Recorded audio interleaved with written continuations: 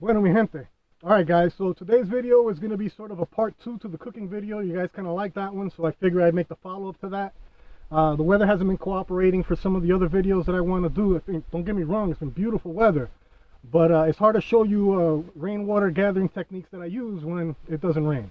Anyway, today we're going to be cooking on a backpacking stove over a 1-pound propane cylinder with the Lindel adapter, as opposed to the propane butane mix, simply because that's the most amount of fuel that I have, and being that I can refill that tank, although it's not recommended by the manufacturer, you know, we make do with what we have. So today's recipe is going to be arroz con pollo, rice with chicken. Not the traditional method of doing it. I don't have those ingredients with me, so, you know, as Marines do, we make do with what we have. We who have done so much with so little for so long, now qualified to do anything with nothing. So stay tuned. I hope you like the video. Okay, so this is going to be really simple. All we're going to do is get the fire started here.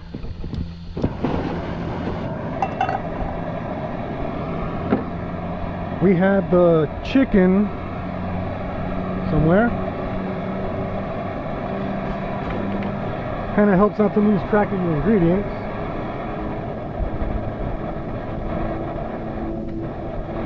So we have the chicken, and all we're going to do is we're going to add, in this particular case, I'm adding some vegetable broth, vegetable stock, and I'm going to boil the chicken in the vegetable stock. This is not the typical way that you would actually do this, but this is how we're going to do this for right now. The chicken, we're going to be using two legs here. What you see on there is I've actually, inside the bag that I keep them in the refrigerator with, I keep them frozen in, I've simply put some adobo and some salt just to season them. And what we're going to do is just slowly cook them in the broth for right now. We'll come back to it when we're at the next step. Okay, so I've cut off the heat. Right now I have the chicken at the point where I want it. I'm going to reserve this stock. Part of the reason that I did this is, again, since I don't have all of the ingredients that I'm looking for, I'm not looking to totally cook the chicken through. I'm just trying to get some of that flavor out of the bones, flavor out of that skin, into that broth, and we're going to use this broth also when we start cooking the rice.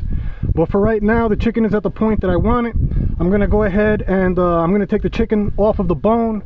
I'll chop it up and we'll come back when we're at that stage. Okay, so I'm not going to take a lot of time with this.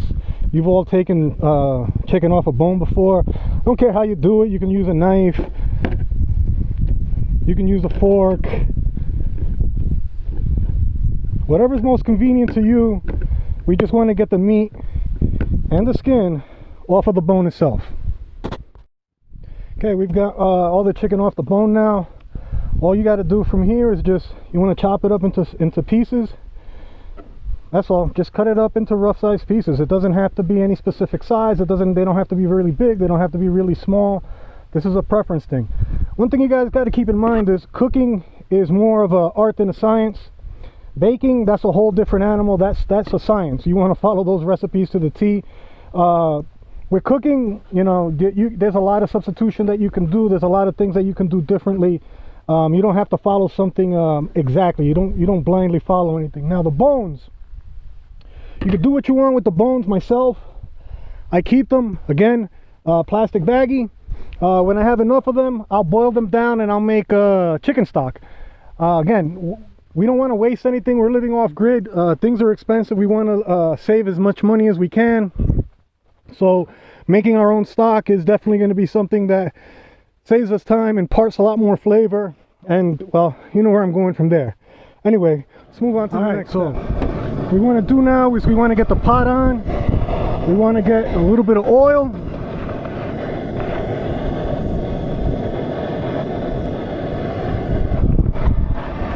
Make sure that oil's hot.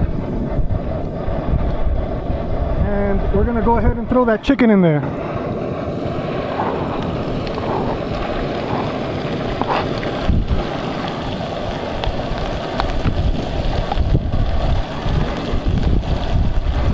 Use my pot holder because this is hot. You want to make sure that when you set your stove up here, you want to make sure that it's all level. Last thing you want to do is have everything fall over and lose everything. Believe me, it's happened to me. As you can see by that yellow ring, this is the same pot that we used to boil the chicken originally in. That's fine. We want to get as much flavor out of this as we can, and this is going to be a good way of doing it. Again, most people would stir fry the onions and the garlic before putting the chicken in. I don't. You do whatever you feel more comfortable with. Now, normally you wouldn't be doing the onions and everything like this. You'd be using sofrito. Sofrito is several ingredients all blended together. So you got onion, green pepper, garlic, pimientos morrones. If I'm not mistaken, those are pimentos that have been cooked down in a sauce, in a seasoned sauce. So I guess sort of like seasoned jalapenos or something like that, except without the spiciness. Now, we want to go ahead and add our garlic. You know, you've seen me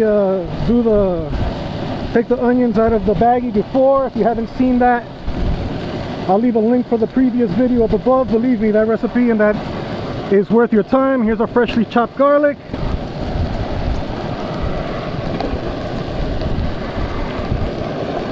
Now, when you boil the chicken, you don't have to worry about getting it totally cooked in, because as you can see, we're going to be doing some more cooking to it. We just want these flavors to get all happy together.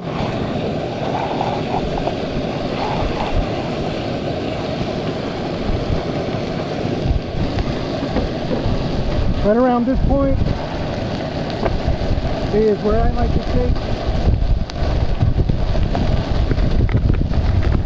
to take some fresh ground black pepper. I prefer the fresh ground. If you like to buy it pre-ground, that's up to you. This is just the way, again, this is just the way I do it. Feel free to change this to suit your preferences and your style. Only thing I don't want is everything that gets stuck to the bottom of the pan. You know, usually I would do this in a kitchen, you know, in a rice pan, rice pot, or if I'm doing it on the bigger stove, I'll do this in cast iron. But since this isn't about that, this is more about how to cook on the small stove, we'll go ahead and take care of it that way. Our next step here is to add the rest of our seasonings. You've seen me use this before, the sazon Goya with culantro and achote. This is good for flavor, and it's also good for the color. Chicken with rice, we want it to be yellow. Not that the color affects the flavor, but people say that you eat with your eyes as well as with your taste buds. So we want it to at least look as traditional as possible. Yeah, I know, I realize that this is the second recipe I do that calls for this type of seasoning, but also keep in mind that I'm working with what I have. I'm limited in what I have, so I'm doing what I can with what I have. Right around this point, again, the chicken doesn't have to be 100% cooked. It was about 65-70% before. I'd say we got it to about 75-80% now. We're going to go ahead and add the rice. You notice that I'm not talking about quantities. I'm not telling you how much onion, how much garlic, how much anything to put in. It varies greatly with how much you're actually going to cook. Now, we're not going to add any more oil to this, as we had oil at the bottom of the pan. I like to stir the rice in a bit. I like to not cook, but sort of toast the rice a bit on the bottom of the pan. Just, again, soak up those flavors as much as possible, because we're going to be adding water to this, and once we do, the water will open up the rice a little bit, and that'll, since it's already been surrounded with the flavors, we'll get a bit more we'll get a bit more absorption out of it. Maybe it's just something that I think and it's not actually true, but it's how, like I said, it's how I do it, so that's what I'm going to show you, is how I do it.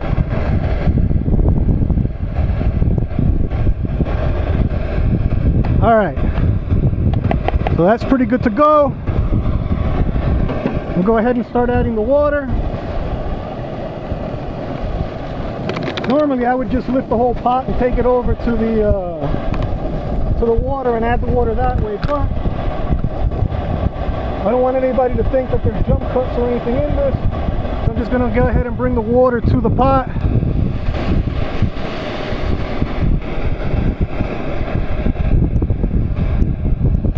I want to keep a hold of that pot when I stir it, because I can see that it's not 100% balanced on there.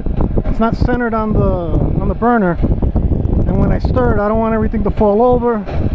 Although it would probably look good on video, I wouldn't be a happy person when I lost all of this meat and all of this rice, plus the time that we spent in actually cooking it. It's not enough water.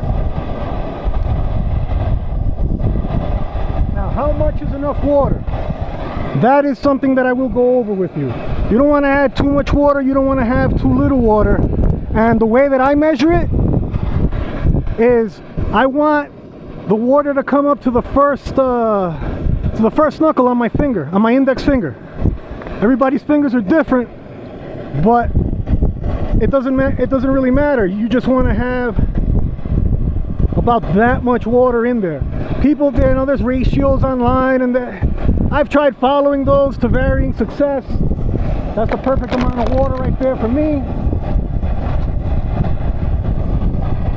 The last thing I'm going to do, and again, this is only because we're out here and I don't have my typical ingredients. I'm going to take a packet of instant ramen chicken flavor. Pretty cheap for putting that in there. And this is just going to give us a little bit of extra color, but more importantly, a bit of that extra flavor. Now, normally you would add salt at this point, but with the seasoning that I put into the chicken and with the sodium that's included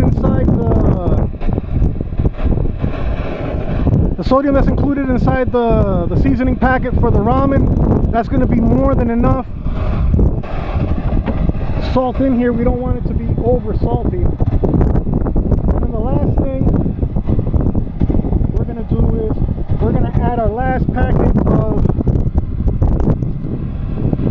Goya, partly for the color, but more importantly for the flavor. How did I figure that I needed more? Well, I've made this recipe thousands of times, but if you look at the color of the water, see how it has that orangish cast to it? That's exactly what we're looking for. That's what tells us that we're going to have that nice yellow color. So we want to boil this on high until the water is at a lower level. I'm going to go ahead and pause the video and we'll come back when the rice is right at that point. Another thing to keep in mind when you're cooking over this type of stove, you want to have a windbreak. You don't see it on camera, but I do have an umbrella that I'm using to sort of stave off the wind.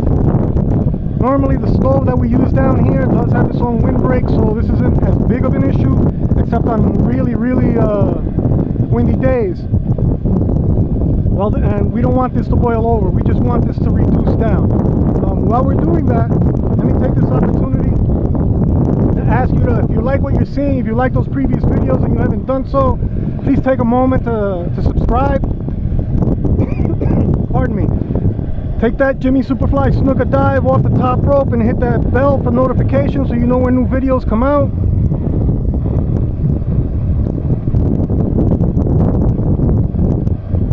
The way I operate is you guys are my producers, and none of these videos are possible without you. So if you'd like to continue to see this type of content, I ask you to give back value. If you've taken value from this, return that value. There's links down in the description on how to donate via Patreon, PayPal, and Bitcoin for those of you that want to remain anonymous or would rather do it that way.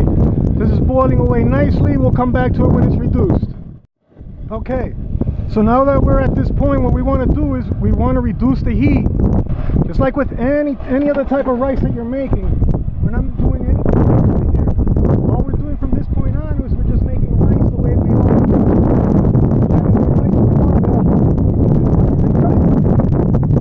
Now, what I like to do at this point, this is where I like to add my corn.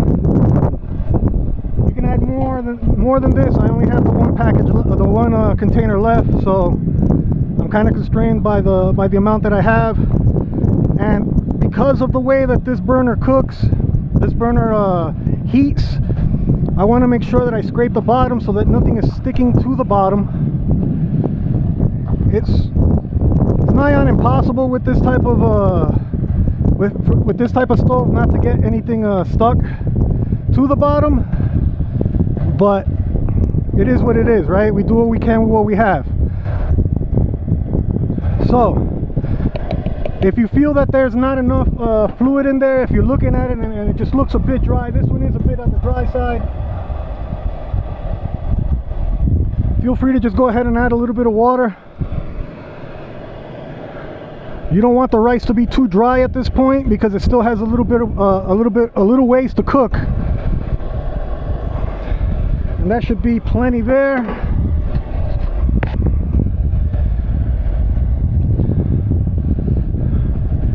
You can see this has all been done on the one pot.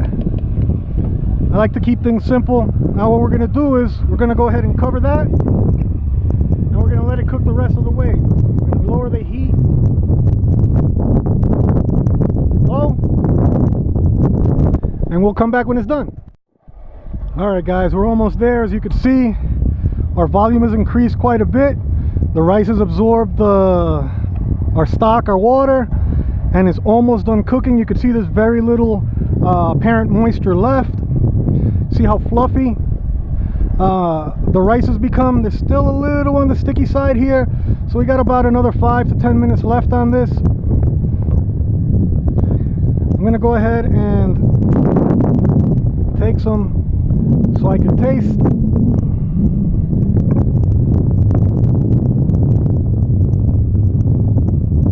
Oh yeah.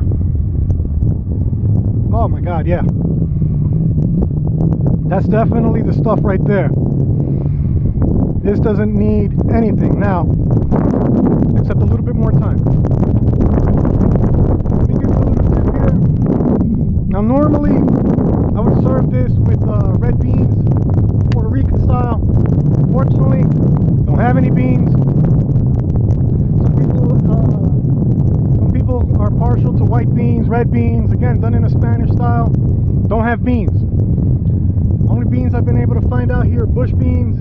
I've not experimented in cooking with them, and again I don't have my my typical set of ingredients, so I've been a little bit hesitant.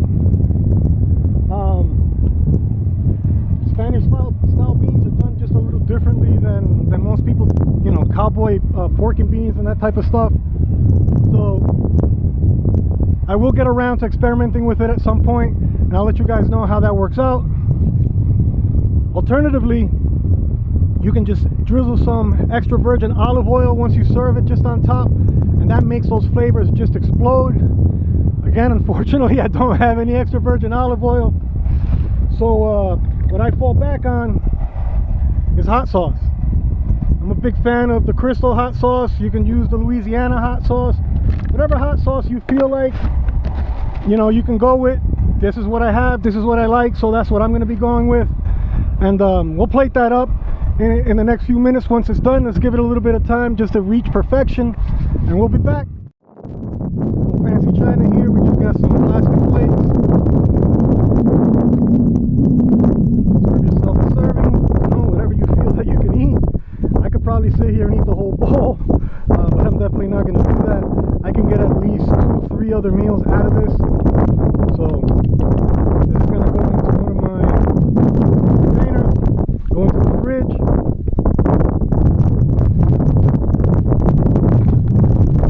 Get our hot sauce.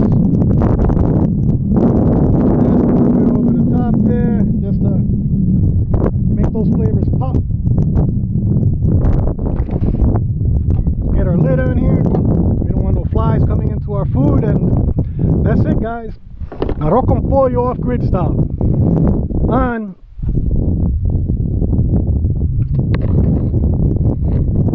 backpacking stove. This is the Pocket Rocket by MSR. I don't know, there's new versions or whatever. This is an older version. You can always use those propane canisters with the Lindell adapter if the stove has a regulator. This one does. So your mileage may vary, depends on what you have. This is what I have, this is what I use. There's no excuse, guys, to eating badly. See, I have a limited amount of ingredients, a limited amount of resources, but we still have a delicious and nutritious meal here. So buen provecho, enjoy. I'll see you guys on the next one. Thank you so much for those of you that have subscribed, those of you that have supported my channel. Gracias, declaro gracias, puñeta, gracias. I can't say it any further than that, man. Take it easy, guys. I'll see you on the next one. Suave, mi gente.